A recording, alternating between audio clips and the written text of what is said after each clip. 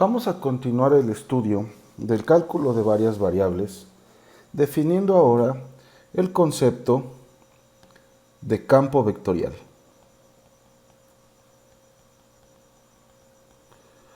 Un campo vectorial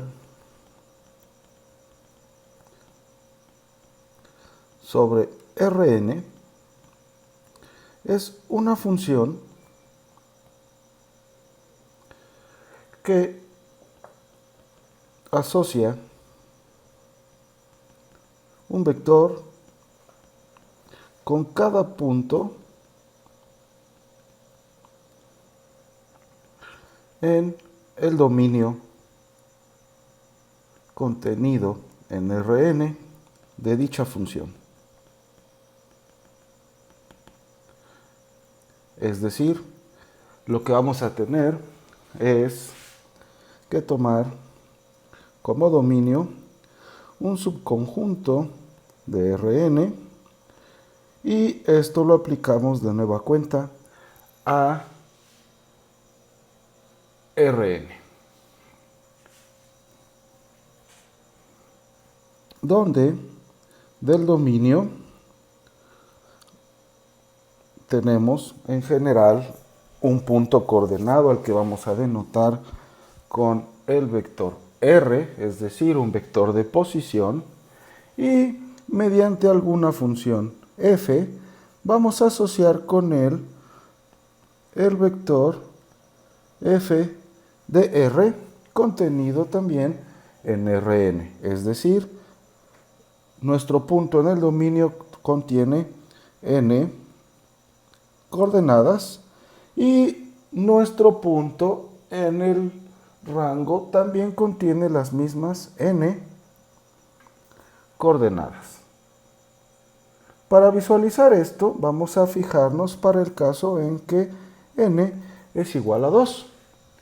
Es decir, entonces que esta función tomaría puntos x, y, vector de posición, y los mapea a un vector dependiente de las coordenadas x, y.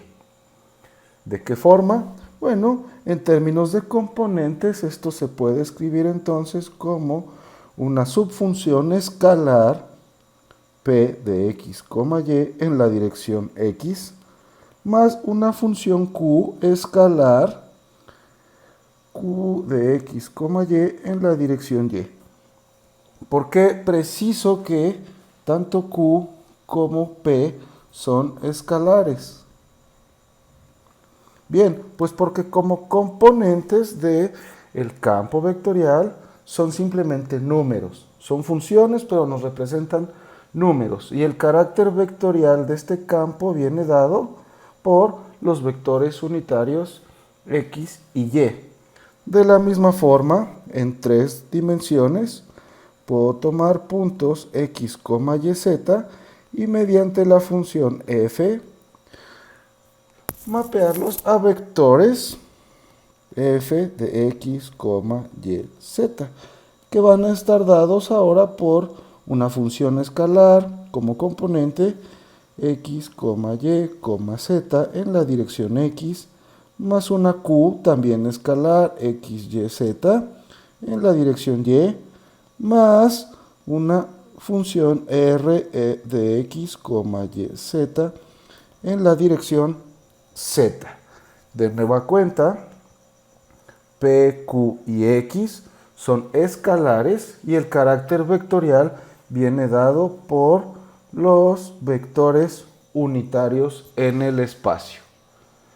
Esto, por supuesto, se puede extender para 4, 5, 6, 1000 coordenadas, dependiendo del problema en cuestión que estemos analizando.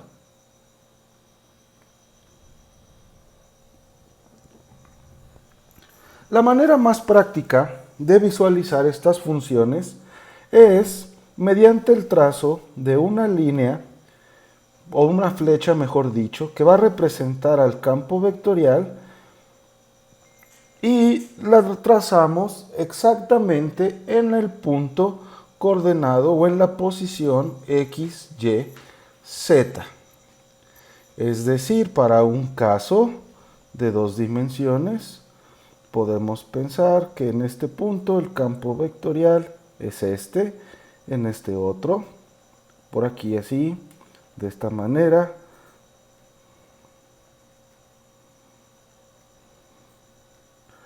Y algo por este estilo. Muy bien, donde no lo estoy trazando por limpieza visual, pero cada uno de estos puntos corresponde a un vector coordenado R1, R2, R3, R4, etc. Pero dado que lo que yo quiero analizar es precisamente el vector o el campo vectorial, mejor dicho, en general no vamos a trazar los vectores de posición de cada punto coordenado. Simplemente debo de fijarme únicamente que cualquiera de estos puntos tiene coordenadas x, y, me ubico allí y trazo la flecha que representa a el campo vectorial en ese punto. De tal forma que todas las gráficas que nosotros hagamos de campos vectoriales van a estar llenas de flechas. Debemos notar que es imposible en la práctica realizar el trazo completo de un campo vectorial f de x, y, z. Esto aplica también para 2 variables. ¿Por qué decimos que es imposible? Bueno, pues en general el dominio de un campo vectorial es una región en Rn. Y como región de Rn va a tener infinitos puntos, por lo tanto el mapeo F del campo vectorial va a estar comprendido también por infinitos vectores. De tal manera que en principio nosotros tendríamos que rellenar este plano con una infinidad de flechas. ¿Qué es lo que hacemos entonces? Bueno, tomamos simplemente valores representativos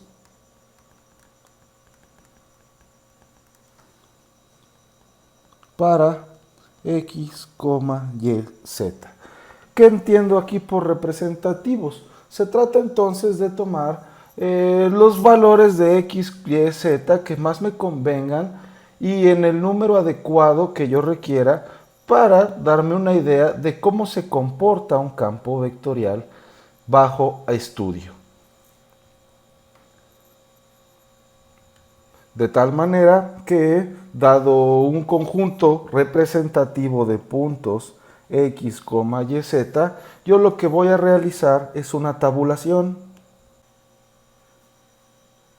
De forma que voy a tabular mis puntos x, y contra el campo vectorial evaluado en esos puntos x, y. Por decir algo, yo puedo tomar el 1, 0, el 2, 2, el 3, 0, el 0, 1, etc. Y mediante la aplicación específica del campo vectorial dado en componentes, obtener los vectores, por decir algo, 0, 1, menos 2, 2, 0, 3, menos 1, 0, etc. Y a continuación, por cada punto coordenado, trazar una flechita.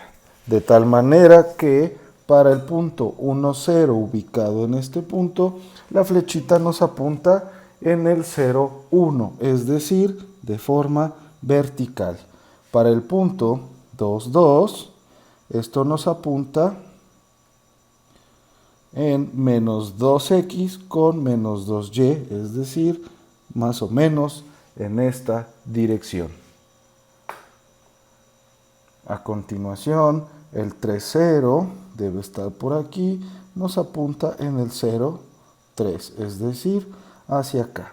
y así sucesivamente. Tomar punto, trazar en ese punto la flechita que representa a nuestro vector, o mejor dicho, al campo vectorial evaluado en cada punto coordenado. Bien. ¿Por qué es importante este tipo de funciones? Bueno, pues porque en la práctica van a representar, por ejemplo,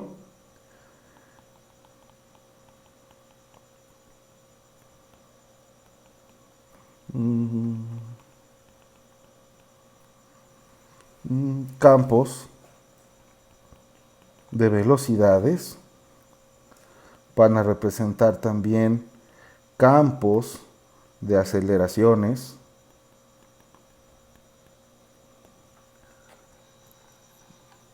pueden representar campos de fuerza, pueden representar flujos, ya sea hidráulicos,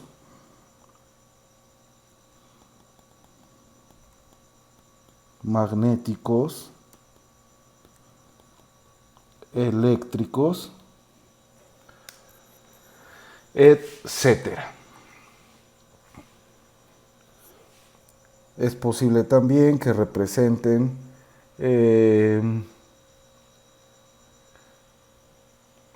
velocidades de viento, transferencias, es decir, de calor, de agua, etcétera. Y todo este tipo de sistemas es de vital importancia para la ingeniería, la física y las ciencias en general. Muy bien. Avanzando, vamos a distinguir un tipo de campo vectorial muy especial, y es los que llamamos campos vectoriales